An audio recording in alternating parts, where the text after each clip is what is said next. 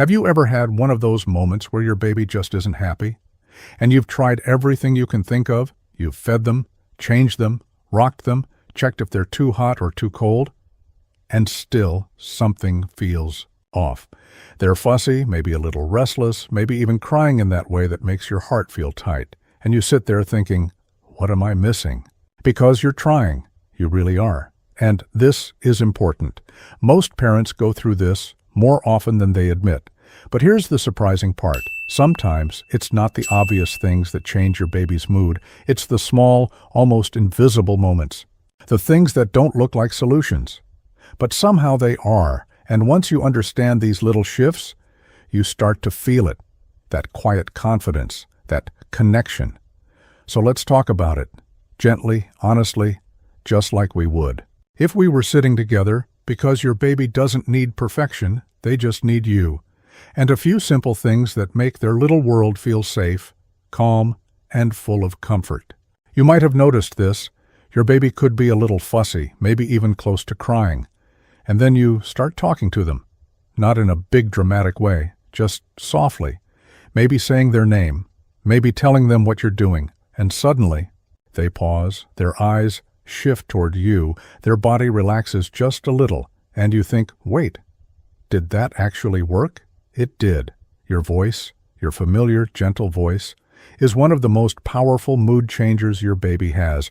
Even before they understand words, they understand you, the tone, the rhythm, the feeling behind it. And this is something many parents don't realize. Your baby doesn't just hear your voice, they feel it. So when things feel tense or confusing or overwhelming for them, your voice becomes a kind of anchor. You don't need to say anything special. Just being there, talking softly, can shift their entire emotional state. Isn't that incredible? And here's something that surprises a lot of parents. Sometimes what your baby really needs is a change of scenery. Not a big one, not anything complicated, just moving from one room to another, stepping outside for a minute, even standing. Near a window, you might have noticed how their eyes suddenly widen, how they look around, curious, calmer. It's like their little mind resets, because babies experience the world very intensely. The same room, the same position, the same stimulation. It can start to feel overwhelming without them even knowing why. And this is important. They don't always cry because something is wrong. Sometimes they just need something different, a little shift, a breath of new air, and it can change everything. Now let me ask you something. Have you ever noticed how your baby reacts when you slow down?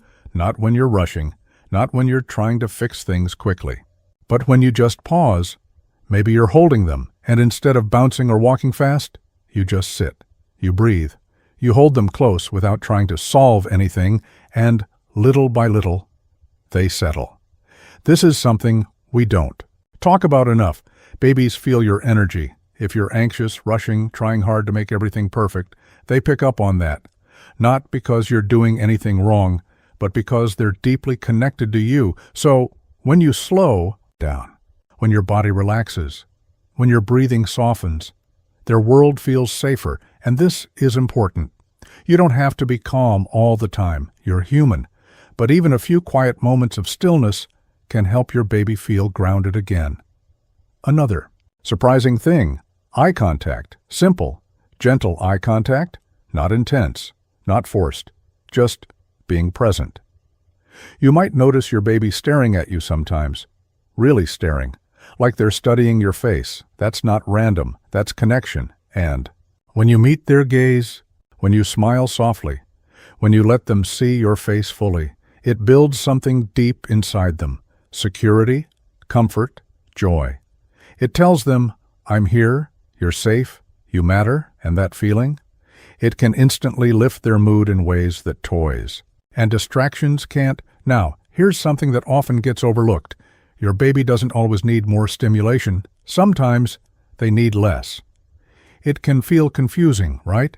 Because when they're fussy, our instinct is to do more, entertain more, move more, try more things. But sometimes that's exactly what's overwhelming them. Too many sounds, too much movement, too much light. And you might have noticed this. When you dim the lights a little, reduce the noise. Hold them close in a quieter space. They start to calm down, almost like their nervous system is finally getting a chance to rest. And this is important. Babies are still learning how to process the world, so when things get too busy around them, their mood can shift quickly. Not because something is wrong, but because it's just too much. And you being aware of that, it changes everything. Let's talk about something really simple, but incredibly powerful. Touch, not just holding, but gentle, intentional touch. Like softly stroking their back, rubbing their tiny hands, or just placing your hand gently on their chest. You might have noticed how they respond to that, how their breathing slows, how their body relaxes, because touch is one of the first ways babies understand love. It's their language, and this is something many parents underestimate. You don't always need to fix the mood. Sometimes you just need to be there, physically, gently, consistently. And your touch says everything they need to hear. Here's another one that surprises people. Routine. Not strict, perfect schedules, but gentle, predictable patterns. Babies find comfort in knowing what comes next, even if they don't consciously realize it.